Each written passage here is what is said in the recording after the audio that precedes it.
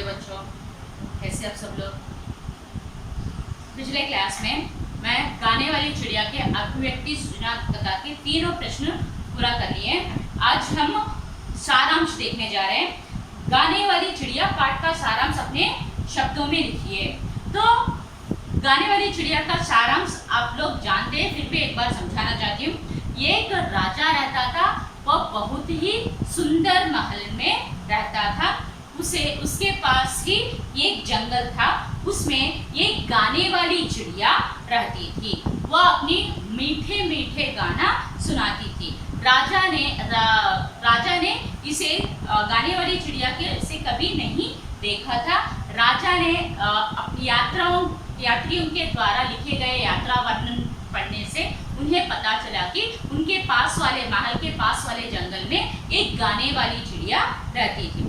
तो वो पढ़कर तुरंत अपने सेवकों को बुलाकर पूछा कि तुम लोगों ने मुझे गाने वाली चिड़िया के विषय में क्यों नहीं बताया, कहकर पूछकर, और सैनिकों को, अपने सेवकों को आज्ञा दिया कि आप लोग तुरंत जंगल जाकर उस गाने वाली चिड़िया को पकड़कर लेकर आओ, मैं उसका मीठा गाना सुनना चाहता हूँ, कहकर बताया। तो ये सारे सैनिक जो है, सेवक जो है, वो लोग भी गाने वाली चिड़िया के बारे में बिल्कुल नहीं जानते। यहाँ तक कि दरबार में किसी को भी गाने वाली चिड़िया के बारे में नहीं पता। जैसे ही राजा का आज्ञा पाए, वो लोग जंगल जाकर चिड़िया को ढूंढने लगे। कहीं पर भी उनको चिड़िया नहीं दिखी। तभी एक लड़की उस जंगल की ओर जा रही थी और उस लड़की को रोककर पूछा कि इस जंगल में एक गाने वाली चिड़िया रहती है, तुम जानती हो क्या, कहकर पूछने पर लड़की ने जवाब दिया कि हाँ, मैं बहुत ही अच्छी तरह जानता हूँ। मैं जब सुबह में काम के जरिए इस राह में जाती हूँ, अपना काम समाप्त करके फिर से इसी राह पर जाते समय चिड़िया बहुत ही मीठी आवाज में गाने लगती है, जिससे मेरी थकान दूर हो जाती है, कहकर बताने से सैनिकों के अनुरोध पर सैनिकों ने उस लड़की का अनुरोध किया, चिड़िया को बुलाने को कहा। तो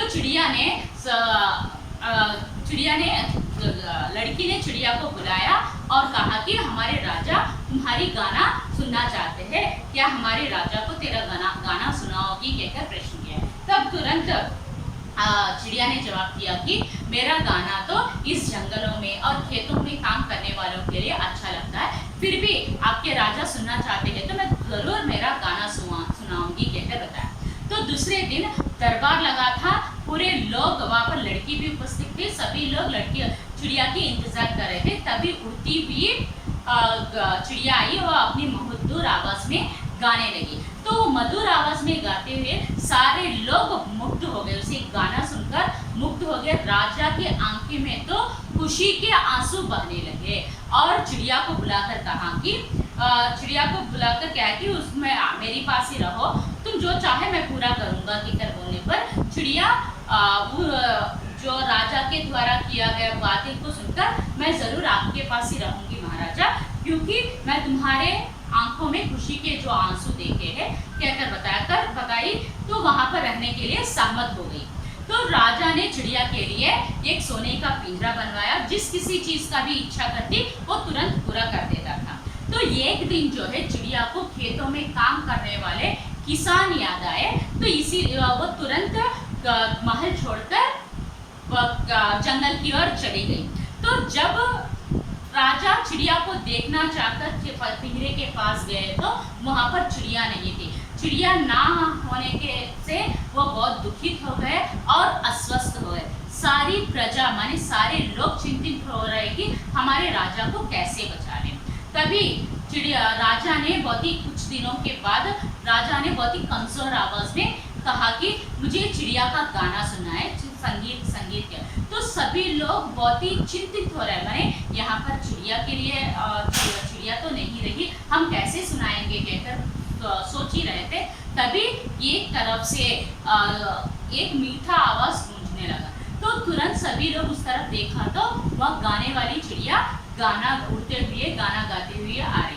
तो जैसे ही सब लोग चिड़िया को देखे, सब लोगों के जान में जान आ गई और बहुत ही खुश हो गए थे। तो राजा संगीत सुनकर बहुत खुश हो गए। धीरे धीरे वे अस्वस्थता दूर होकर वो स्वस्थ बन गया। और उन्होंने ये फिर से चिड़िया को बुलाकर कहा, तुम मेरे पास ही रहो चिड़िया, मैं तुम्हारे बिना नहीं रह सकता। बोलने पर चिड़िया ने कहा कि नहीं महाराज, मेरा गाना तो खेतों में काम करने वालों को और मजदूरों को भी सुनाना है।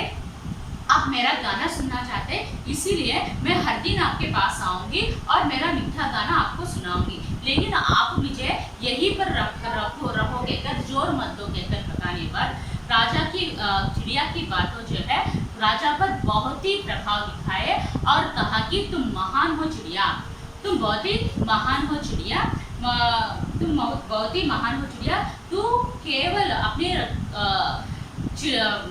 इसके लिए किसानों के लिए और मजदूरों के लिए राज्य का सुख भी त्याग कर सकती हो, क्या मुझ में कुछ नहीं कर सकता क्या कर पूछने पर चिड़िया कहा कि क्यों नहीं महाराज, आप भी कुछ भी कर सकते हैं, क्योंकि किसान जो है और मजदूर जो है हमारे अन्नदाता और सुखदाता है, उनके बारे में सोचना, उनकी सहायता करना हमारा कर्तव्य और धर्म है।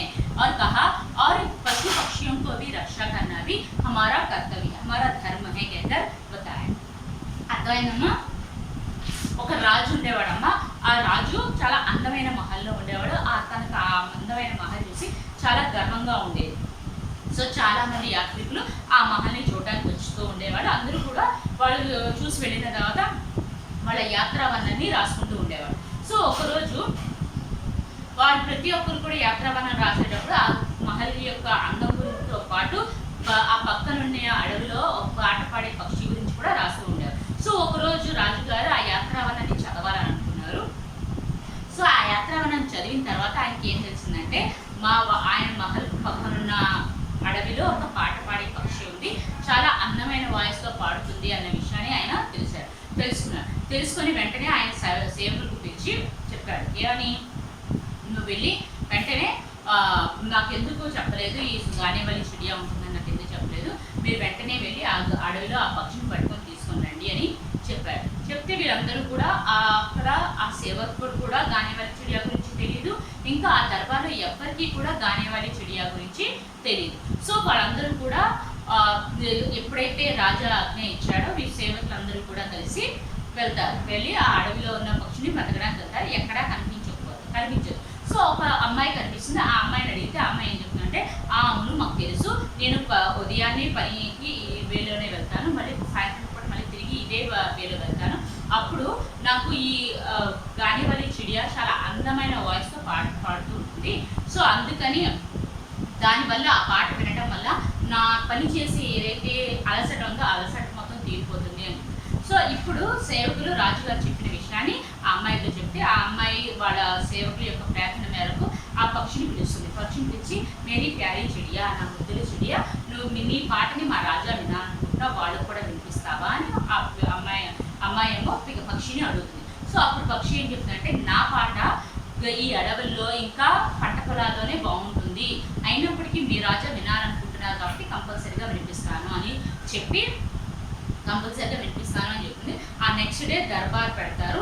ఆ దర్బార్ అమ్మాయితో పాటు అందరూ కూడా అక్కడ ప్రెజెంట్ అయి ఉంటారు. అప్పుడే ఎగురుకుంటూ ఆ పక్షి పాట పాడుతూ వస్తుంది. సో ఆ పాట విని అందరూ కూడా మంత్రముగ్ధులు అయిపోతారు, అందరూ కూడా లీనమైపోతారు. సో రాజుగారు అయితే ఆ పాట విని ఎంత హ్యాపీ ఫీల్ అవుతారంటే తన కళ్ళల్లో ఆనంద బాష్పాలు కూడా వస్తాయి. ఆ ఆనంద బాష్పాలు చూసి రాజుగారు ఏం చెప్తారు, రాజుగారు ఆ పక్షిని పిలిచి, నువ్వు నా దగ్గరే ఉండి చిడియా, నీకు ఏం కావాలంటే అన్నీ తీరుస్తాను, నీ కోరికలన్నీ తీరుస్తాను అని చెప్పేసరికి చిడియా ఏంటంటే, సరే మహారాజు, నా పాట ద్వారా మీ కళ్ళలో నేను ఆనంద బాష్పాన్ని చూడగలిగాను, సో కంపల్సరీగా నేను వినిపిస్తాను మీకు, నేను ఇక్కడే ఉంటాను అనే విషయాన్ని చెప్తాను. సో ఆ విషయాన్ని విని ఆ పాటని ప్రతిరోజు కూడా చిడియా రాజుగారికి పాట వినిపిస్తూ ఉండేది.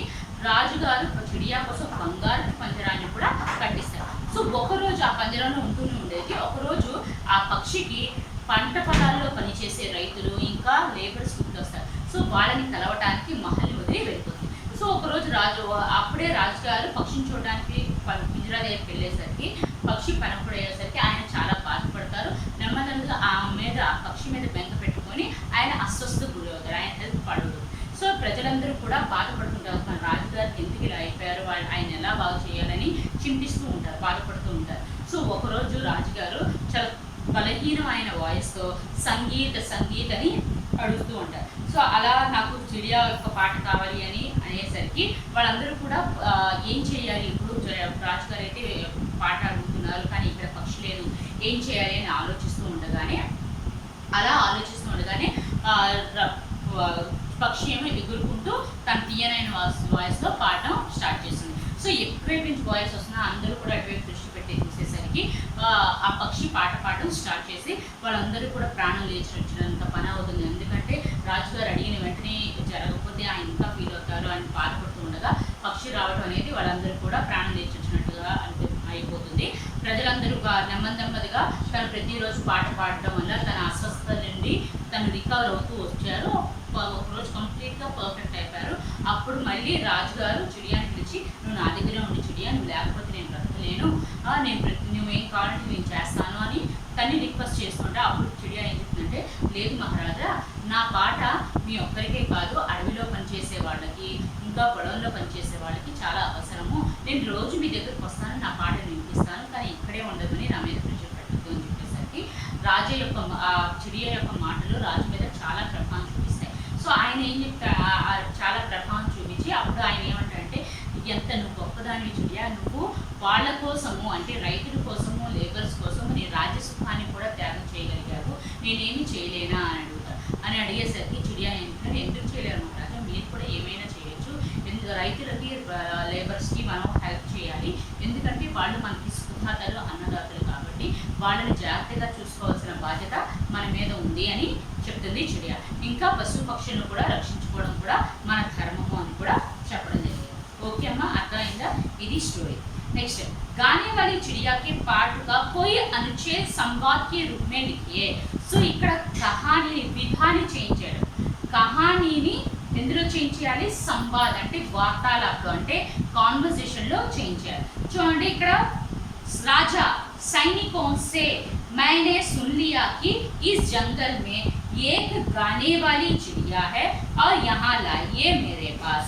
సో రాజా ఏం చెప్పారంటే సైనికులతో, నేనేం తెలుసుకున్నానంటే, నేనేం విన్నానంటే, ఈ అడవిలో గానేవారి చిడియా ఉంటుంది, దాన్ని వెంటనే ఇక్కడ తీసుకొని రండి అని, నా దగ్గర తీసుకొని రండి అని రాజా చెప్తారు.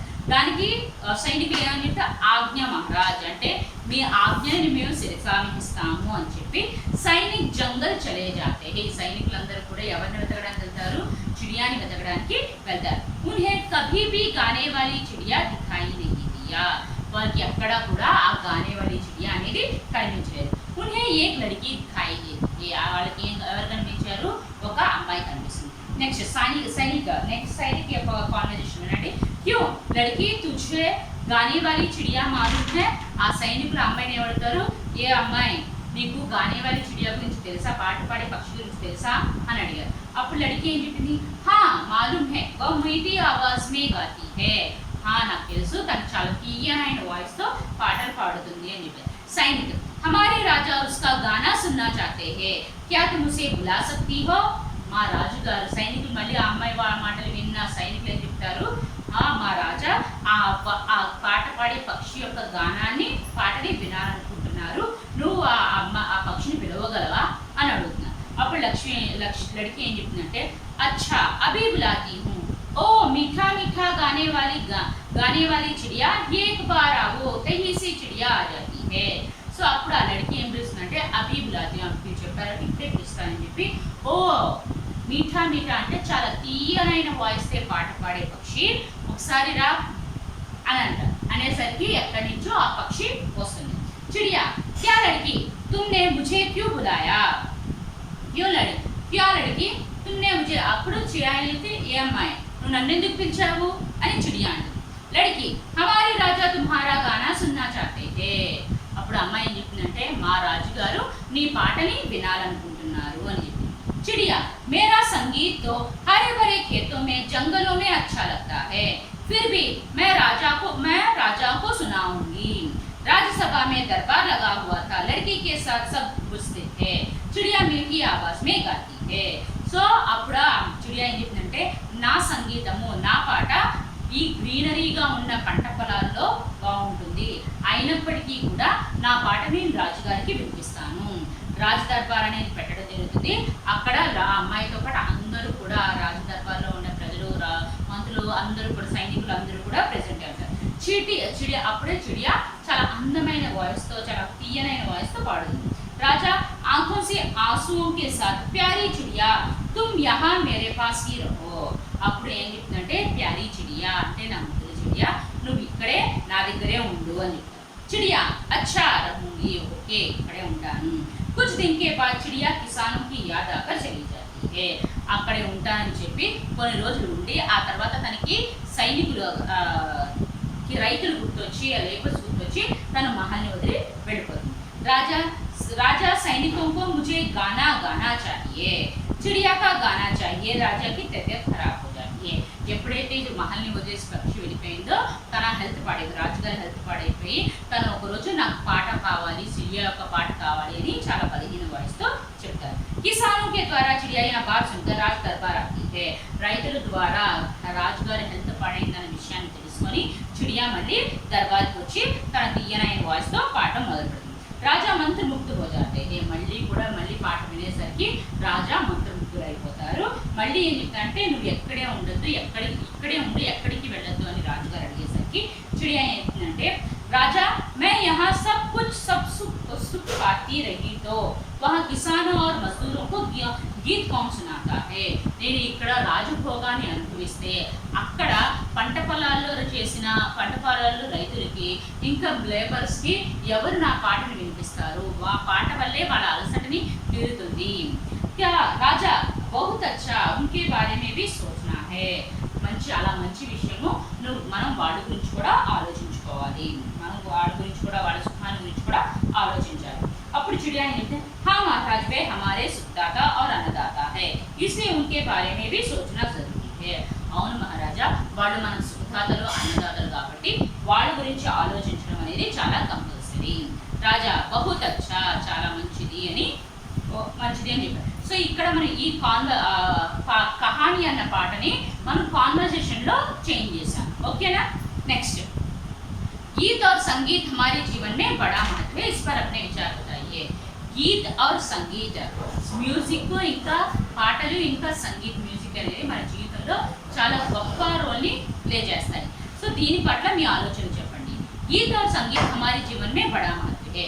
పాటలు, మ్యూజిక్ మన జీవితంలో చాలా మంచి గొప్ప రోల్ని ప్లే చేస్తాయి. గీత్ సంగీత్ సే, ఈ పాటల వల్ల, ఈ మ్యూజిక్ వల్ల మనకి ఎంటర్టైన్మెంట్ దొరుకుతుంది. इनके सहारे हमारे दैनिक जीवन की मानसिक थकावट दूर हो जाती है. ఈ మ్యూజిక్ ద్వారా, ఈ పాటల ద్వారా మన డైలీ లైఫ్లో ఏదైతే మనకి మానసికంగా అలసటగా ఫీల్ అవుతామో ఆ అలసట అనేది దూరం అయిపోతుంది. గీత సంగీత్ అనేది ఒక కళ లాంటిది. దీని ద్వారా మన జీవితంలో ఏదైతే నీరసత్వం ఉంటుందో, ఏదైతే బాధ ఉంటుందో అదంతా కూడా దూరం అయిపోతుంది. సో ఈ గీత సంగీత్ అనేది మన సంస్కృతిలో కూడా ఉంది.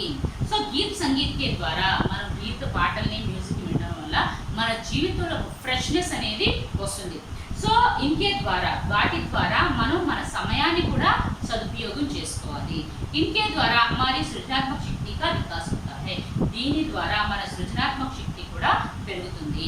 గీత సంగీత్ కే ద్వారా हम सुख आनंद उत्साह आदि मिलते हैं. సో ఈ పాటల ద్వారా, మ్యూజిక్ ద్వారా మనకి సుఖము, ఆనందము, ఉత్సాహం ఇవన్నీ కూడా దొరుకుతాయి. సో ఏం చెప్తున్నా అంటే గీత సంగీత్ అనేది మన మనుషులే కాదు, చిన్న చిన్న పిల్లలు, పశువులు, పక్షులు ఇంకా సాంపు కూడా అట్రాక్ట్ అవుతారు. వీళ్ళందరూ కూడా అట్రాక్ట్ అవ్వడం జరుగుతుంది. సో అర్థమైందమ్మా, గీత సంగీత हमारे जीवन में बड़ा महत्व है. గీత సంగీత్ అనేది మన జీవితంలో చాలా ఇంపార్టెంట్ రోల్ ప్లే చేస్తుంది. మెయిన్గా మనకి ఎంటర్టైన్మెంట్ అందిస్తుంది. ఇంకొకటి మన థకావట్, మన అలసటని దూరం చేస్తుంది. ఇది కళలా కూడా పనిచేస్తుంది. ఈ పాటలు వినడం వల్ల మనలో నీరసత్వం ఏదైతే ఉందో అది దూరం అయిపోతుంది. ఇది మన సంస్కృతిలో కూడా నిండి ఉంది. ఇంకా మన జీవితం ఒక ఫ్రెష్గా తయారవడం జరుగుతుంది. ఈ పాటల వల్ల, దీని ద్వారా మన సమయాన్ని కూడా సదుపయోగం చేసుకోవచ్చు. మనలో ఒక కొత్త పాటల్ని రాయడం, కొత్త మ్యూజిక్ని ఇంక్లూడ్ చేయడం వల్ల సృజనాత్మక శక్తి కూడా పెరుగుతుంది. సో ఈ పాటల వల్ల మనకి సుఖము, ఆనందము ఇంకా ఉత్సాహం కూడా పెరుగుతూ ఉంటాయి. సో ఈ పాటలు, ఈ మ్యూజిక్, ఈ పాటల ద్వారా మనుషులే కాదు, చిన్న చిన్న పిల్లలు, పశువులు పక్షులు ఇంకా సాంపు అంటే పాములు కూడా అట్రాక్ట్ అవ్వడం జరుగుతుంది. ఓకే అమ్మా, ఎంతవరకు అర్థమైందా? హోంవర్క్ అమ్మా.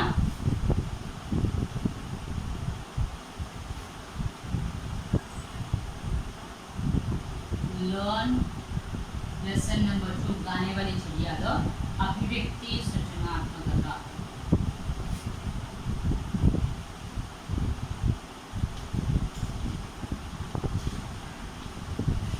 अभिव्यक्ति सृजनात्मकता 1-2 question. Right without seeing in your. Okay అమ్మ, ప్రతి ఒక్కరూ చదివి చూడకుండా మీ హోంవర్క్స్లో రాయండి. Okay, thank you. నెక్స్ట్ క్లాస్లో